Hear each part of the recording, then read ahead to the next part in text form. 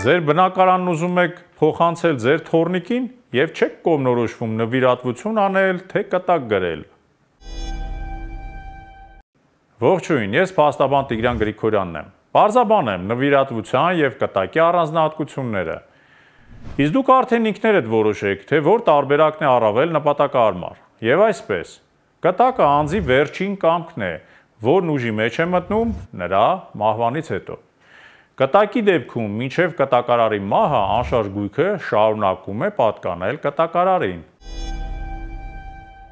Այսինքն կտակարարն իրավունք ունի ցանկացած պահի փոխել կտակը կամ չեղյալ համարել այն։ Նաև կարող է որևէ պայման նախատեսել իր կտակում։ Օրինակ, որոշել եք, որ ձեր բնակարանը կտակելու եք ձեր թոռնիկին, պայմանով, որ նա տիեզերագնաց կդառնա։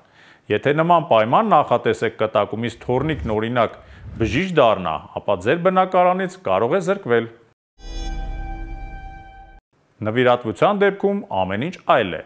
Սա անշարժ գույքի փոխանցումն է հենց այս պահին, նվիրառուի կենդանի ժամանակ։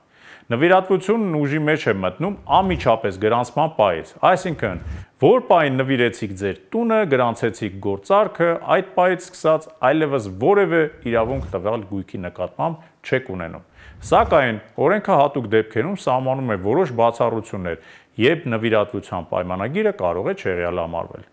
Սակայն դրանք ծայրահեղ դեպքերի համար են։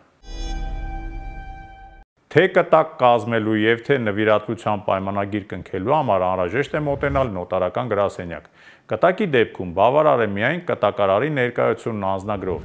իսկ նվիրատվության դեպքում բացի նվիրատուից անհրաժեշտ է նաեւ նվիրառուի ներկայությունը անձնագրերով։ Անհրաժեշտ այլ փաստաթղթերի ցանկը նոտարը ձեզ կներկայացնի։ Գործի դիր օրենքը՝ դու ունես իրավունք։